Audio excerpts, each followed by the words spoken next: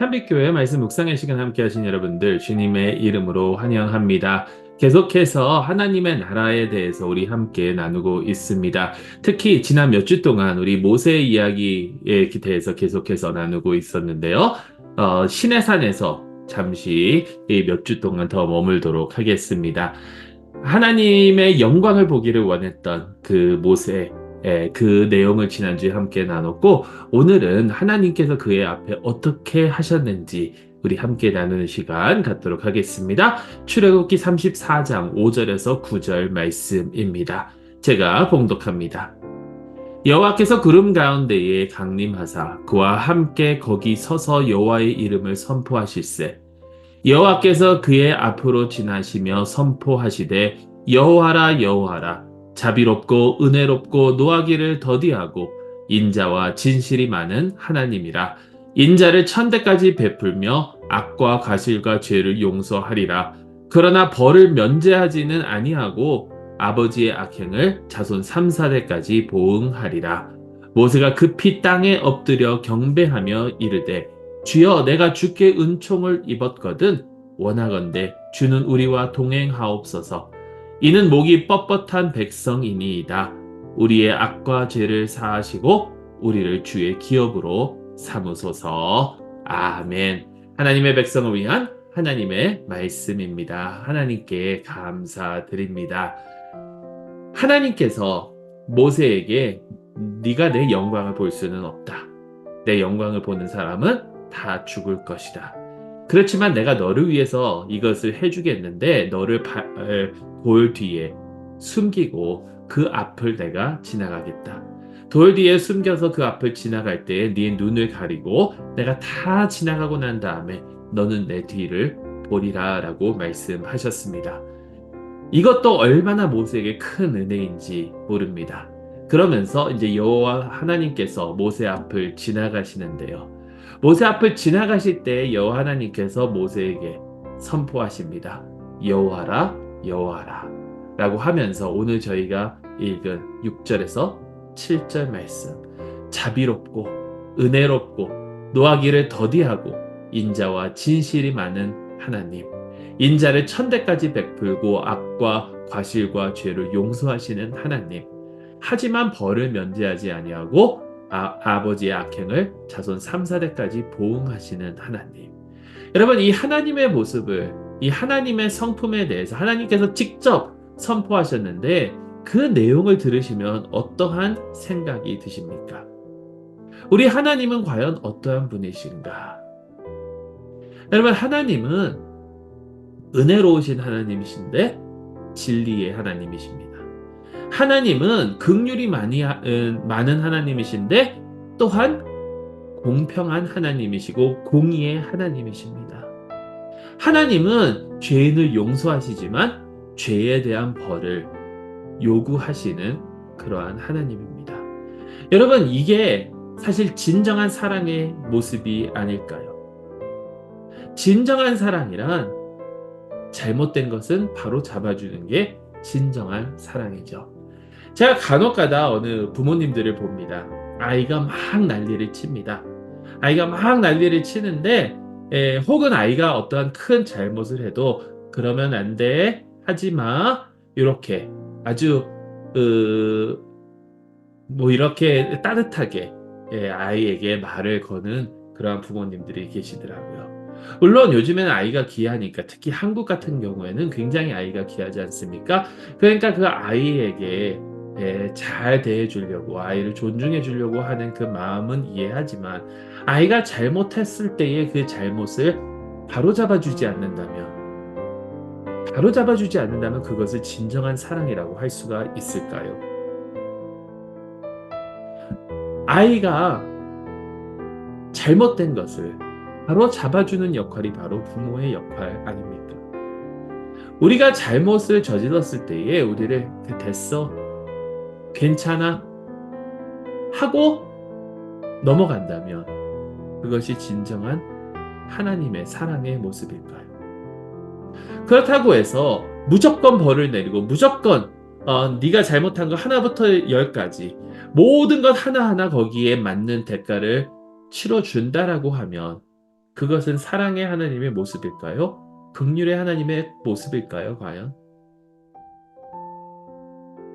우리 하나님은 이 긍휼과 공의를 정확하게 지키시는 하나님이십니다. 그래서 우리 가운데 참 사랑을 보여주시는 분이 바로 우리 하나님이세요.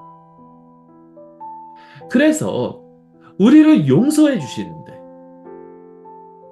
우리가 아무리 죄를 짓더라도 노여움을 참으시는데, 그렇다고 해서 우리의 죄를 그냥 내버려 두지는 않으신다라는 거죠. 우리의 죄한 대가를 반드시 치르게 하신다라는 겁니다. 근데 여러분, 여기 놀라운 사실이 있어요. 너무나도 많이 들어보셨을 겁니다. 우리의 죄의 대가를 예수 그리스도께서 치르셨다라는 거죠. 예수 그리스도께서.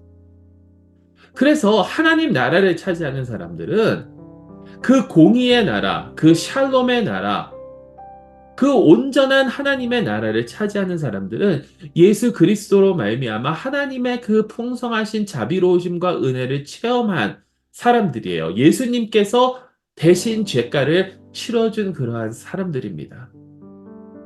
자, 이게 어떻게 되는지 보세요. 그래서 거기서 누구를 볼 수 있냐면, 하늘나라에서 우리가 하나님의 영광을 바라보게 되잖아요. 하나님의 영광을 보게 되는데, 모세가 하나님께, 하나님, 주님의 영광을 보고 싶습니다 라고 했었을 때 하나님께서 네가 나를 보면 정녕 죽으리라. 하지만 내가 너를 위해서 이것을 해주는데, 그게 뭐냐? 반석 뒤에 숨어서 내가 그 앞을 지나갈 거다. 우리가 하나님을 바라볼 때, 모세가 하나님을 바라볼 때 하나님을 직접 그냥 본 것이 아니라 반석 뒤에 숨어 있다가 본 거라는 거예요. 이 반석이 무엇인가? 이 반석이 누구냐? 바로 예수 그리스도시라는 거죠. 하나님께서 예수 그리스도를 통해서 우리와 화평을 이루신다는 거죠.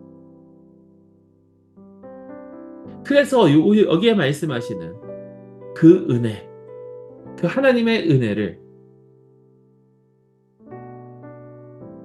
우리가 누리면서 살아갈 수 있다라는 거예요. 인자를 천대까지 베풀며. 여러분, 이거는 우리가 잘나서, 우리가 잘해서 이렇게 하는 게 아니라 하나님께서 예수 그리스도를 통해서 이 뒤에 나오는 벌을 면제하지는 않으시지만 예수 그리스도께서 그 벌을 대신 받으시고 우리는 하나님의 그 인자하심을 누리면서 나아간다는 거죠. 그런데 거기서 끝이 아닙니다. 모세가 급히 땅에 엎드린다고 오늘 말씀은 얘기합니다. 하나님께 경배를 합니다. 그러면서 모세가 하나님, 이렇게 해주십시오.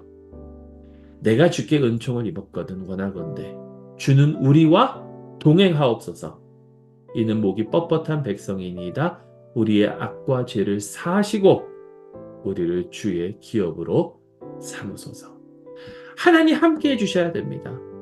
우리가 하나님과 동행해야 됩니다. 여러분, 우리가 이 하나님 나라에 대해서 묵상하면서 계속해서 강조했던 거죠.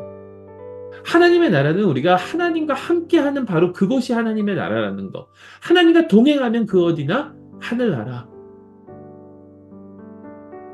하나님의 영광을 우리가 직접 보면 죽을 수밖에 없지만 반석 뒤에 숨어서 예수 그리스도 안에 우리가 예수 그리스도를 통해서 하나님을 바라보게 된다면 하나님과 함께 할 수 있는데, 하나님 그러니까 우리와 함께 해 주시옵소서. 우리는 죄가 많은 백성입니다.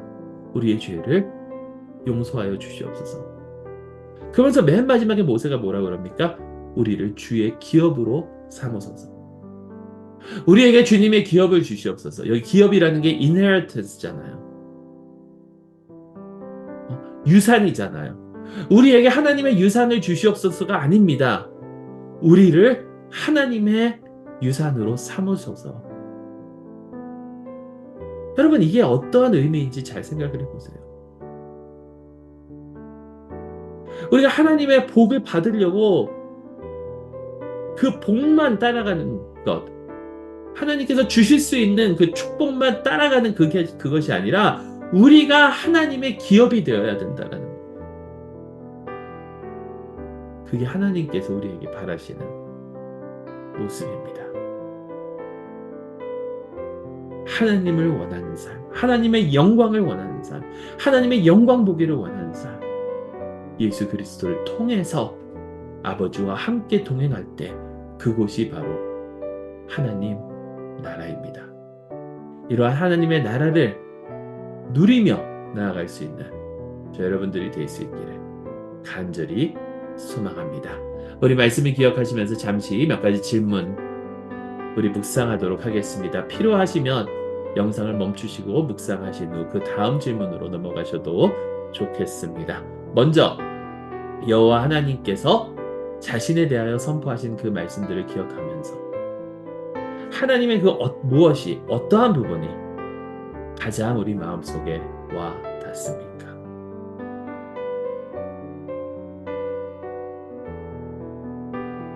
두 번째 질문입니다. 우리를 주의 기업으로 삼으소서라는 그 기도의 뜻을 한번 묵상해 보시기 바랍니다. 내가 하나님께 드리는 기도와 과연 같습니까? 혹은 다릅니까? 어떻게 같고 어떻게 다른지요? 어떻게 우리는 기도하며 나아가야 되겠습니까?